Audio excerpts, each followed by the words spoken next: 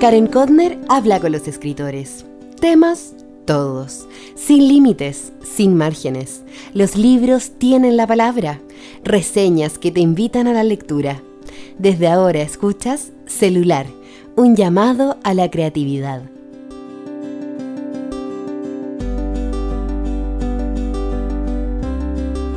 Hola, ¿cómo estás? Grabo este episodio 26, hoy viernes 11 de septiembre del 2020. Tengo muchas ganas de que empiece ya la esperada primavera. ¿Tú? Hoy te traigo una entrevista como pocas. Alan Pauls, uno de los escritores argentinos actuales más importantes a nivel latinoamericano y mundial. La entrevista la hice muy temprano y con diferencia horaria, ya que Alan está viviendo en Berlín y bueno, yo aquí en Santiago. Esta conversación con Alan fue de lo más interesante y fluyó muy bien, por lo que pude profundizar en aspectos sobre su quehacer como narrador, cineasta, actor, crítico de cine y desde su mundo personal. Te cuento que lleva 1 año viviendo en Berlín por una residencia que obtuvo con Dad, y allí vive con su mujer y su hijo Remo. Me contó que se suponía que iba a volver este año a Buenos Aires, pero la extendió por otro año más. Hoy vas a escuchar lo que significó ganar para él el premio Herralde con su novela El pasado, su vínculo con la cocaína y sobre su próximo libro que va a publicar en marzo del 2021. Nunca antes Alan Pauls había conversado sobre su nueva novela y te tengo esta exclusiva para ti, para ustedes. Como la conversación fue tan extraordinaria, la dividí en 2 episodios, así que el próximo lunes, 21 de septiembre, vas a escuchar la segunda parte. No te olvides, siempre encuentras la transcripción completa y los links y libros que Alan Pauls menciona en mi página web www.karenkodner.com.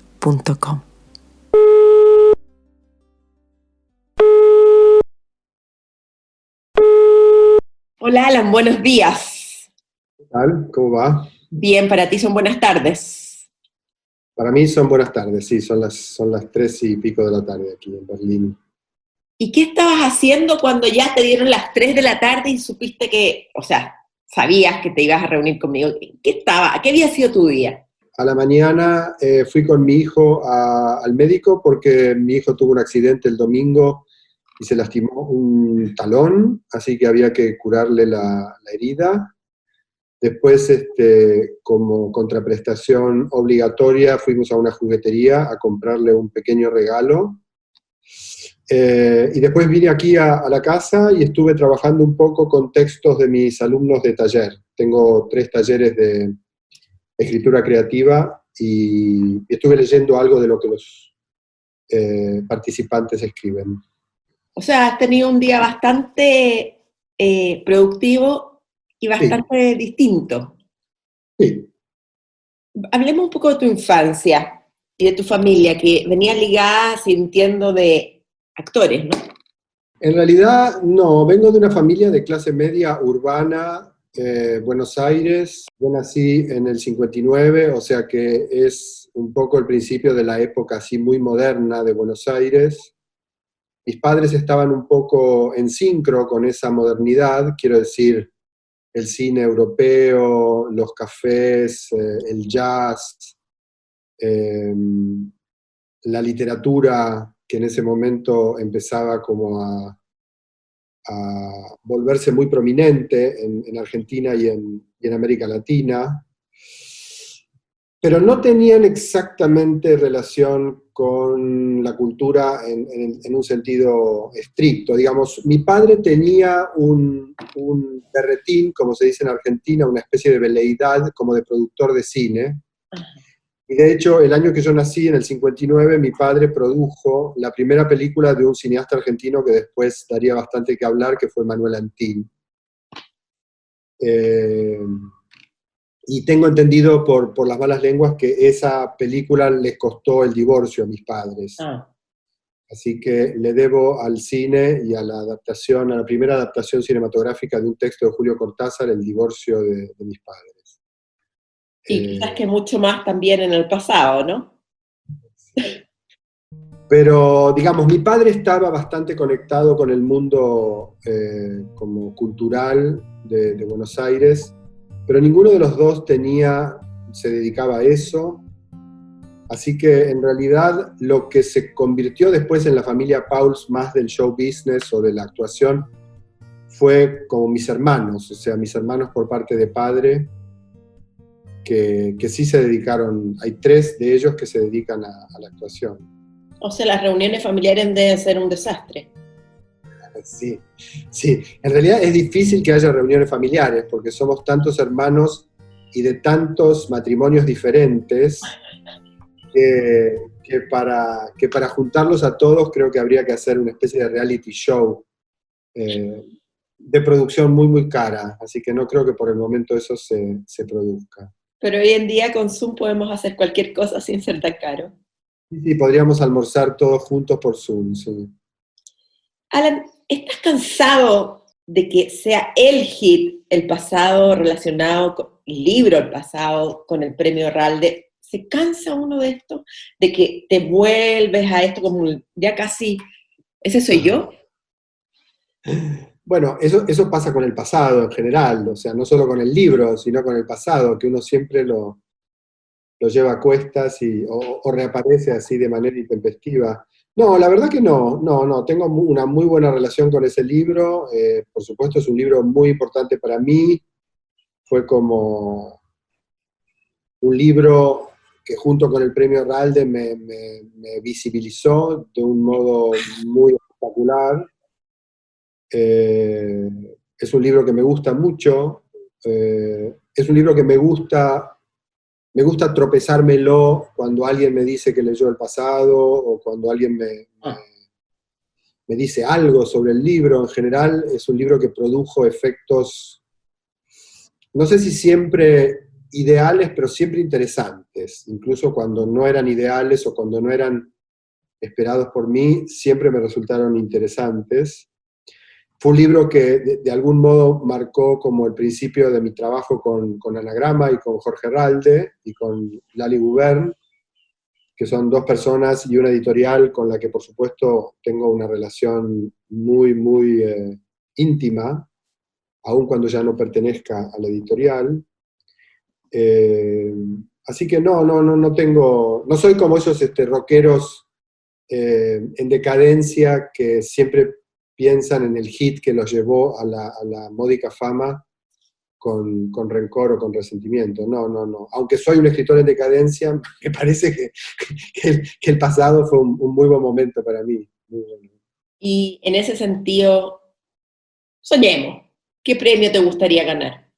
¿Qué premio? Sí, soñemos.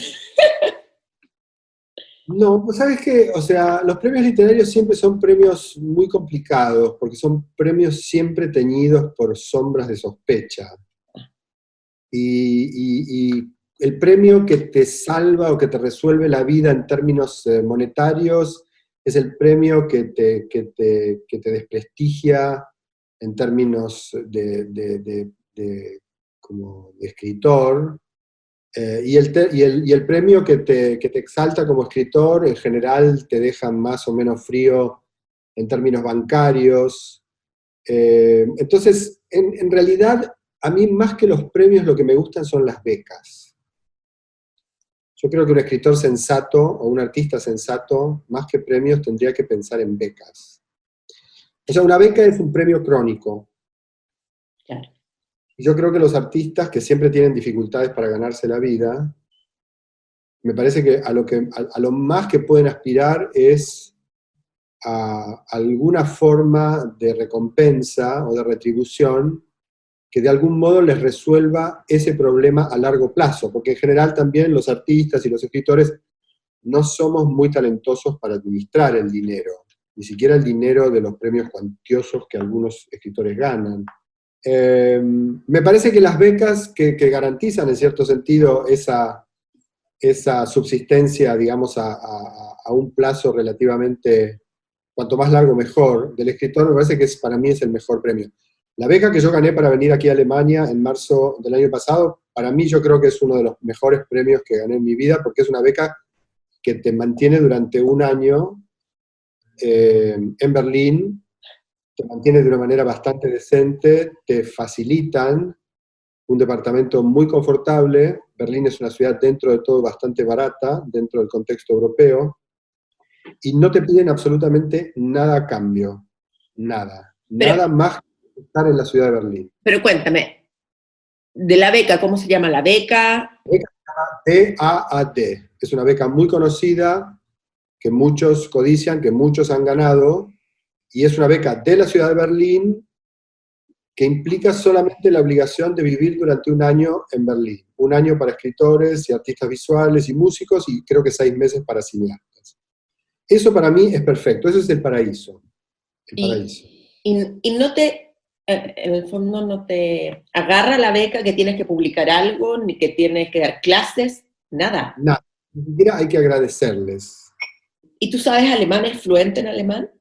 No, no, estoy estudiando. Estudié el año pasado, es algo que viene con la beca también, son 40 horas de enseñanza de alemán con un profesor o una profesora particulares que van a tu casa. Hice eso, por supuesto no es suficiente, así que ahora sigo estudiando por mi cuenta. O sea, que tu vida, tu trabajo está transcurriendo en español. En español, en inglés, en otras lenguas, pero muy poco en alemán. Mis sufrimientos transcurren en alemán. ¿Y sabes francés o no? Sí. Francés, sí. ¿Y qué otro idioma más? ¿O ahí llegamos? No, inglés, español, después puedo chapurrear un poco en italiano, entiendo perfecto el italiano. Puedo hablar un poco en portugués también, me las arreglo. Y volviendo a nuestro tema, el pasado, ¿qué sientes cuando yo te digo sexo, alcohol, rock and roll y Nabokov? Bueno, rock and roll no encuentro mucho, la verdad que nunca me sentí muy del palo del rock and roll, pero sexo, drogas y Nabokov sí, me parece que Nabokov además tiene la misma cantidad de sílabas que rock and roll, así que entra perfecto en la métrica.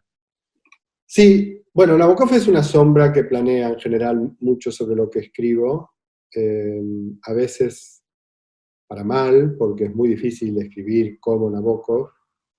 Es casi tan difícil escribir como Nabokov como escribir como Borges. Y a veces, muchas veces, para bien, creo, porque como todo gran escritor es un escritor que inventa posibilidades, ¿no?, para otros escritores. Así que hay algo de Nabokov en el pasado, y creo que hay algo de Nabokov también en la novela que vine a escribir aquí a Berlín y que terminé hace unos meses. Está lista. Sí, es una novela que va a salir en marzo del 2021. ¿Y tenemos el título? Se llama La mitad fantasma.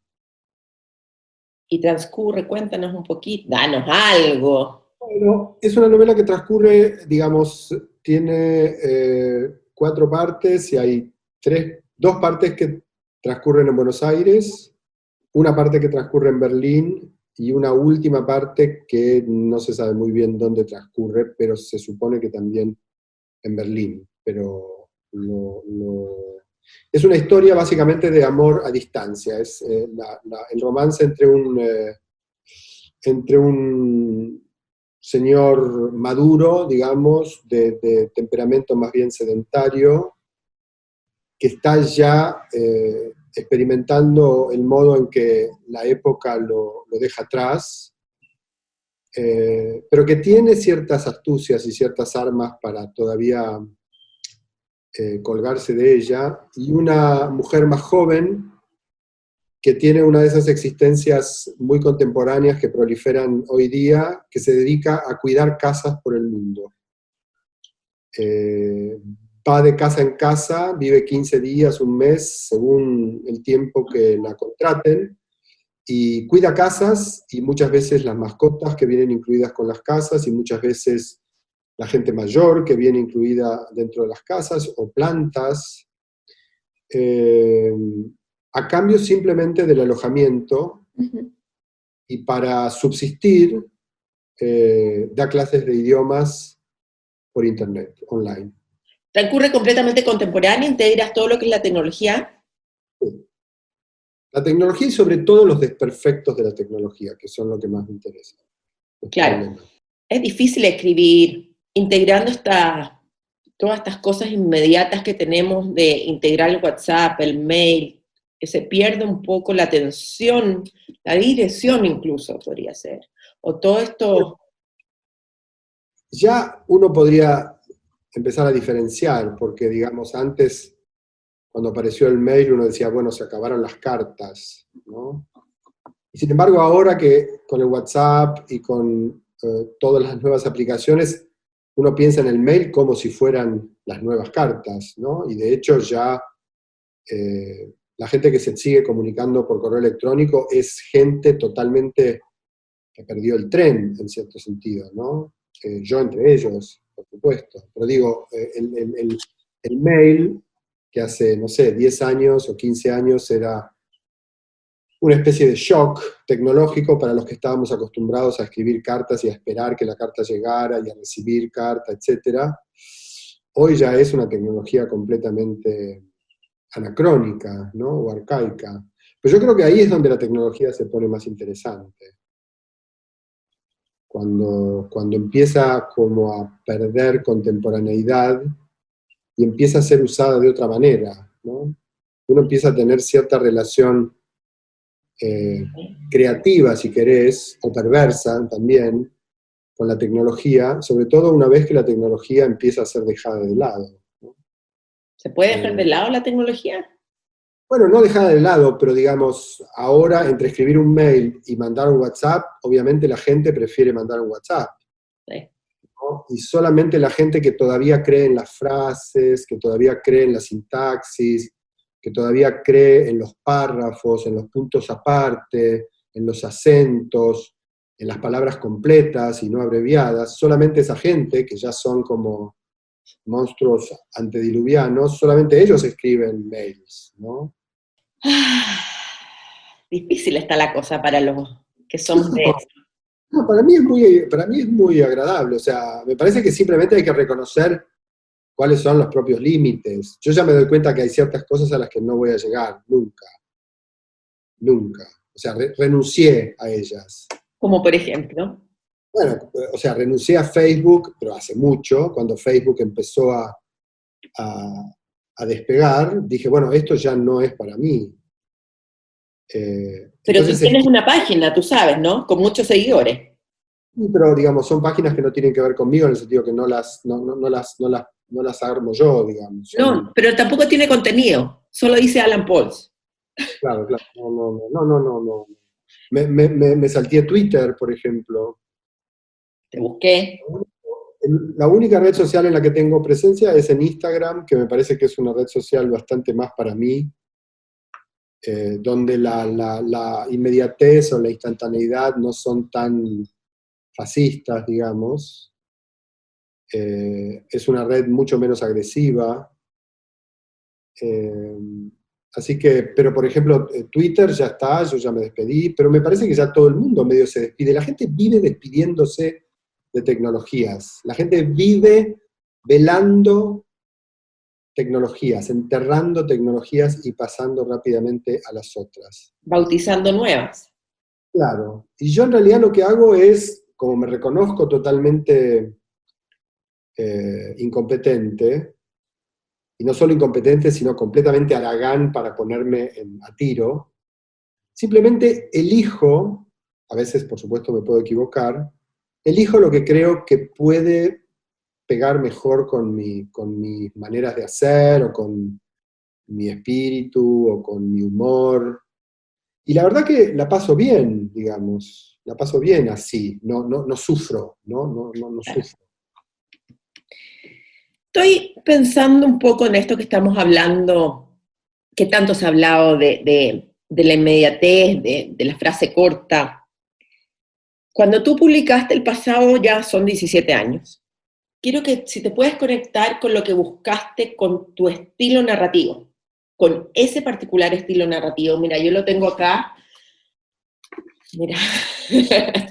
Y Y cuando uno lo agarra con la mentalidad actual y ve estos tremendos párrafos, colmados de adjetivos, comas, de una gramática que te desafía como lector, pienso en varias cosas, y pienso que tienen en común Raymond Carver y Alan Pauls.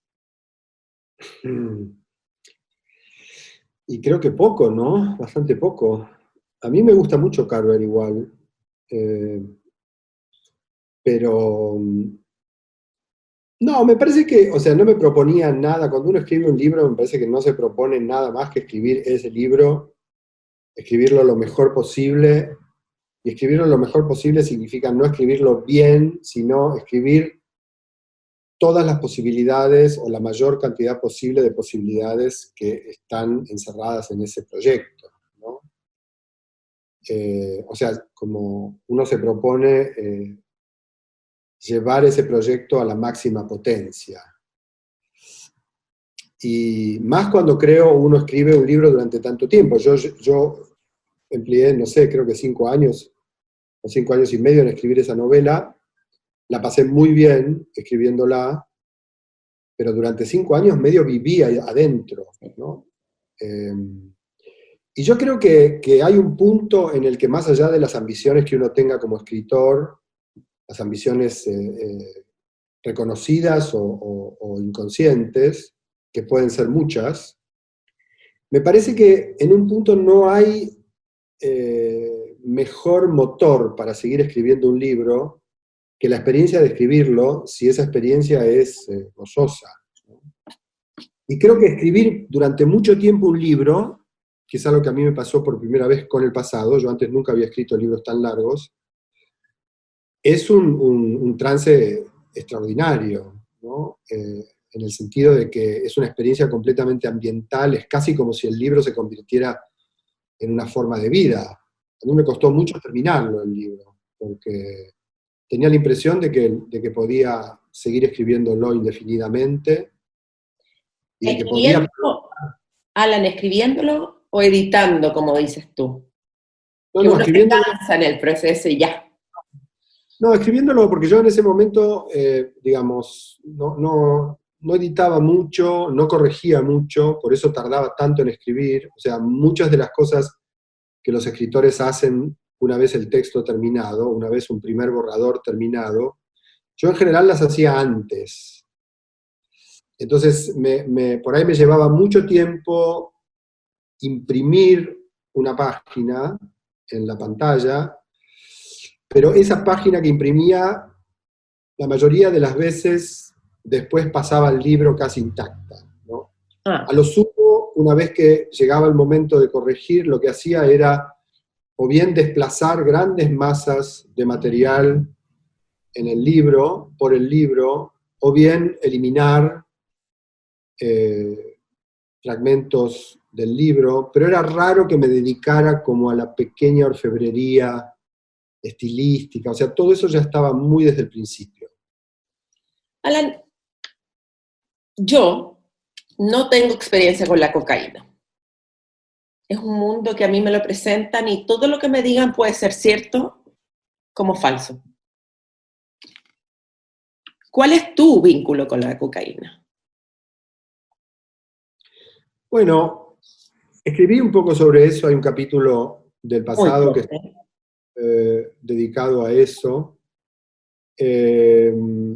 Yo tuve un año de, no sé si de cocainómano, porque nunca llegué a hacer eso, pero tuve una relación, yo diría, cotidiana con la cocaína, y fue un año en el que la pasé muy bien, en un sentido, y muy mal en otro, y del que salí, o del que me pude salir, con bastante facilidad, podríamos decir, porque el problema con la cocaína es salir. Es una droga muy complicada porque es como bastante diabólica en el sentido de que promete mucho, produce mucha ilusión, hechiza completamente, ¿no? Con esa especie de inyección de omnipotencia que transmite.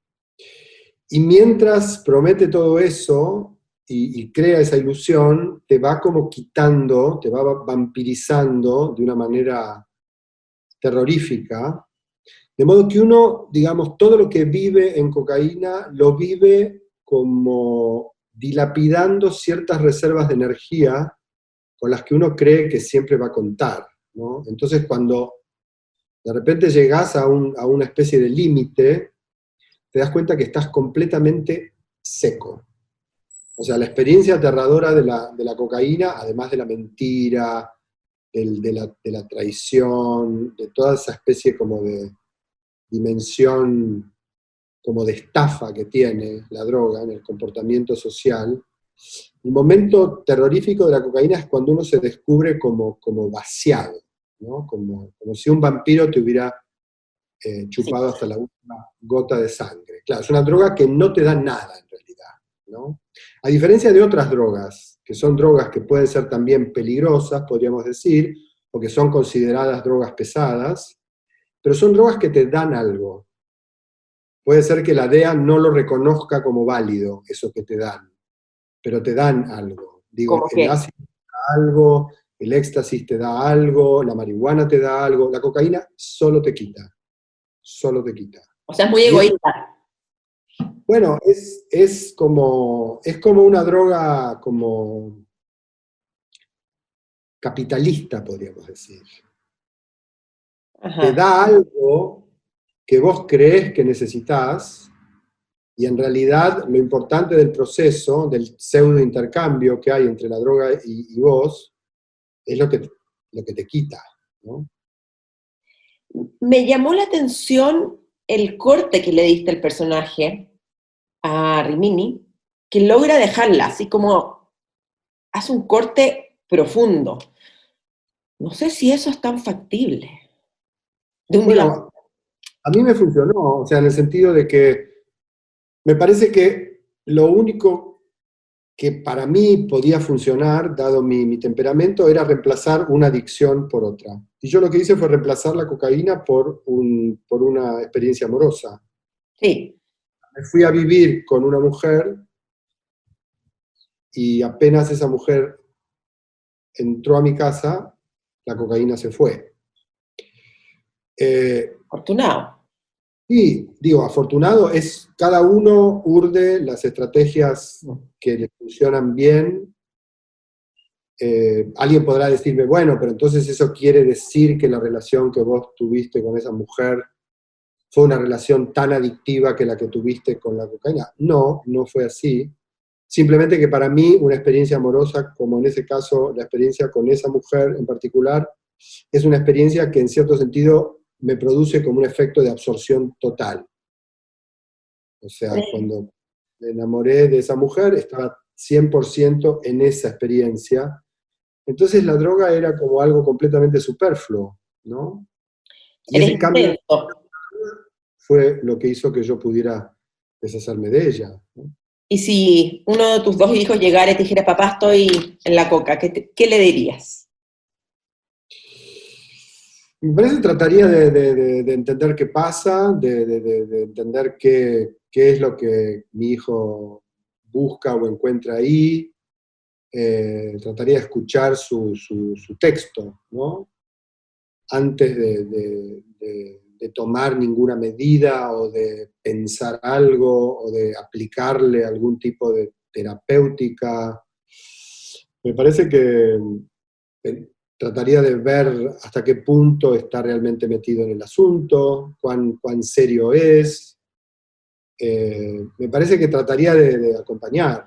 ¿Él es en ese sentido siempre un síntoma de algo mayor o es nomás? Me parece que es un síntoma de algo mayor o de algo diferente o de algo que se juega también en otro plano, pero como todo. Uh-huh. Digo, el cigarrillo no es diferente, la relación que uno tiene con las personas no es diferente, la relación que uno tiene con la comida no es diferente, la relación que uno tiene con un perro al que uno adora no es diferente. Todo puede ser visto como algo que es síntoma de otra cosa hoy. Todo. Vos podés aplicar ese mismo razonamiento sobre cualquier cosa. O sea que en ese sentido la droga no es específica. Sí, pero la Yo relación creo con el perro no te mata. bueno, te puede morder, te puedes volver dependiente del perro, si el perro se muere te puedes deprimir, qué sé yo, o sea, pueden pasar muchas cosas. Lo que quiero decir es que me parece que cada vez más las drogas son parte de un modo de vida, que es el modo de vida en las sociedades de Occidente contemporáneo, y que funcionan, digamos, cumpliendo ciertas funciones en esas sociedades, y que ya me parece un poquito banal o un poquito anacrónico pensar que si alguien tiene una relación determinada con una droga, eso quiere decir que tiene problemas con su papá o con su mamá o con las mujeres o con los hombres, que seguramente los tienen, pero como los tiene todo el mundo, ¿no? Solo que, bueno, en algunos casos alguien recurre a la cocaína, otros recurren, no sé, a las prostitutas, otros recurren a ser turistas compulsivos, otros son shoppers compulsivos, otros beben, otros pegan a sus mujeres, no sé, Escriben. todos los días, todo el tiempo, todos los minutos con el teléfono celular. Me parece que en ese sentido también yo creo que la demonización de las drogas es un error político, estratégico, intelectual, conceptual, es no entender nada de cómo funcionan las cosas, ¿no? Entonces tú estás por liberalizarlas, legalizarlas. Yo creo que estoy totalmente en contra de la llamada guerra contra las drogas. Me parece que la guerra no solo yo, Vargas Llosa, que es un señor hiperrespetable premio Nobel de derecha, no sé, él forma parte de un batallón de personalidades internacionales que saben, que se han dado cuenta, tal vez un poco tarde, de que la famosa guerra contra las drogas, a la que muchos de ellos seguramente suscribieron décadas atrás, a lo único que lleva es a más crímenes, más delincuencia, más ilegalidad, más consumo, más gente destruida por las drogas. O sea, me parece que hay que entender, digamos, que si la droga es un problema, y efectivamente es un problema en el sentido más profundo de la palabra, o sea, es un problema que no tiene solución, como todos los verdaderos problemas. O sea, hay que acostumbrarse a vivir con eso y hay que tratar de encontrar la manera de convivir con eso, de relacionarse con eso, que sea menos destructiva, que sea menos injusta, que sea menos cruel, que sea menos necia. Pero no diciendo matamos a todos los narcotraficantes, encarcelamos a todos los adictos. O sea, eso me parece que es demencia, insensatez o fascismo, por supuesto, ¿no? Bueno, así concluye la primera parte de esta entrevista con Alan Pauls. Y la próxima, tal como te dije al comienzo, será el otro lunes 21 de septiembre, aquí mismo. Y allí vamos a conversar sobre su vida en época de COVID-19, el amor, la paternidad y cómo se envejecer. La tensión entre ser un hombre guapo y moverse en un mundo que no espera que lo seas, en el mundo de la cultura y la creación. Obvio, también vas a poder escuchar su vínculo con Chile y con grandes escritores de nuestro país, del nivel de Alejandro Zambra y Rafael Gumucio. Cuéntame, ¿qué fue lo que más te llamó la atención de Alan Pauls? Deja tu respuesta en mi página www.karenkotner.com. Escríbeme un correo o un mensaje en Instagram o Facebook. Te espero. Cuídate mucho. Y recuerda, escribe, lee, crea. ¡Chao! Han oído Celular, un llamado que no termina. El pulso de la creación. Estén atentos a la llamada. Recuerden seguirnos y escucharnos en Spotify, iTunes, iVoox y por supuesto en karenkotner.com. El diseño de sonido y la postproducción estuvo a cargo de Podcast.cl. ¡Hasta pronto!